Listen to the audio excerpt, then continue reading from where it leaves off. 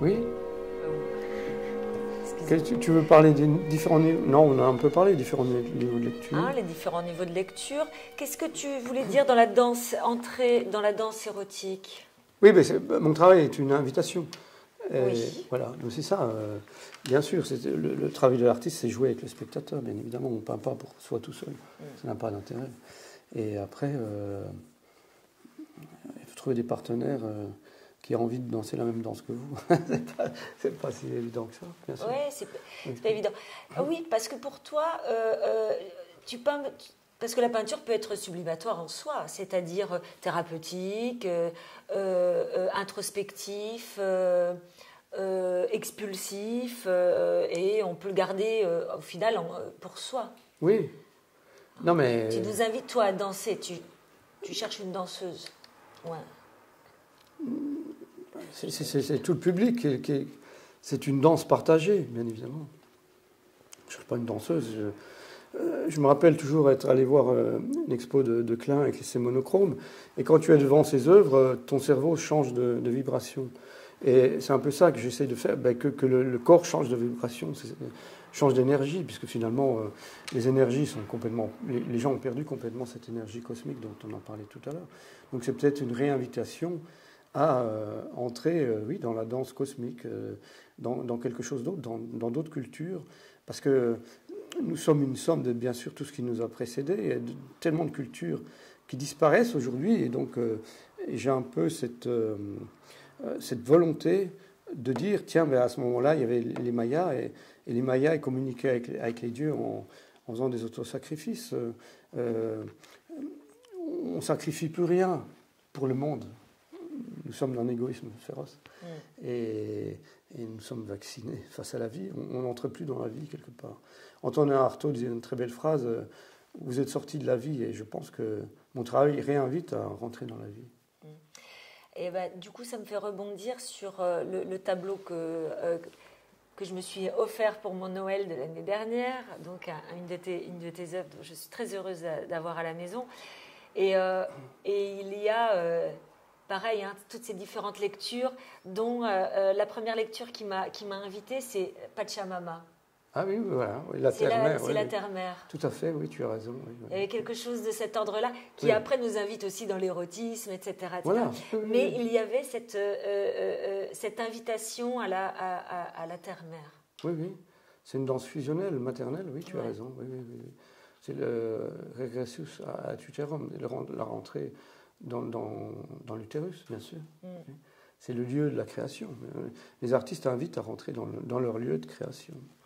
Et c'est amusant parce que quand des amis viennent à la maison, ils regardent et à chaque fois, évidemment, je ne dis rien, et ils ont tous des lectures complètement différentes. Donc c'est assez sympathique parce que ça permet aussi de voir comment chacun est suggéré au fond. Mais on ne peut comprendre que ce que l'on connaît. Et c'est là où le bas blesse, comme on dirait, c'est que les gens ne comprennent pas mon travail parce qu'ils ne connaissent pas ce dont je parle. Forcément. Mais on a nos grilles de lecture, on a nos éducations artistiques, on a tout ça, et donc on fait avec ce qu'on a. On ne peut pas aller dans l'inconnu. C'est très difficile d'aller dans l'inconnu. Si tu lis les Upanishads, tu ne comprends rien du tout.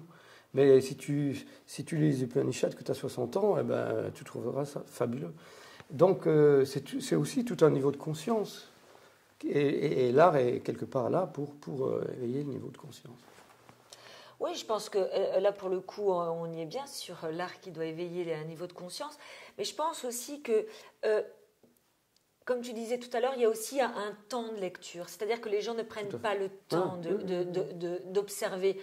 Parce qu'il y a plein de choses qui sont nommées, qui sont lisibles aussi, alors qui sont interprétées chacun à sa manière, qu'il va y avoir différents niveaux de lecture, mais il y a une accessibilité quand même, me semble-t-il. C'est juste que, est-ce qu'au fond, on ne prend pas le temps de regarder ? Non, on ne prend plus le temps. C'est une vraie question, ça. Non, c'est vrai, oui. De prendre le temps. J'étais au musée hier matin. Oui. Du coup, j'ai revu ton travail au musée de Besançon. anda, vale.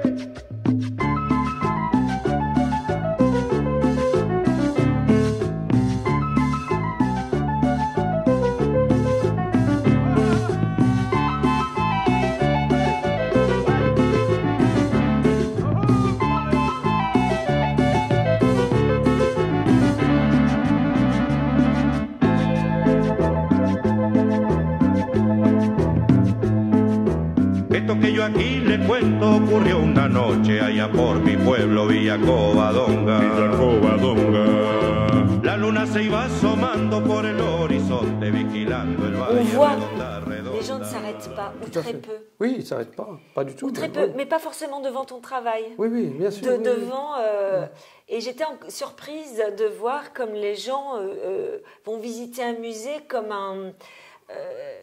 alors pas tous évidemment, hein, je veux pas vulgariser, je veux pas, mais ça dit quelque chose d'une société aussi. Ça dit quelque chose de prendre ce temps d'être touché, bouleversé.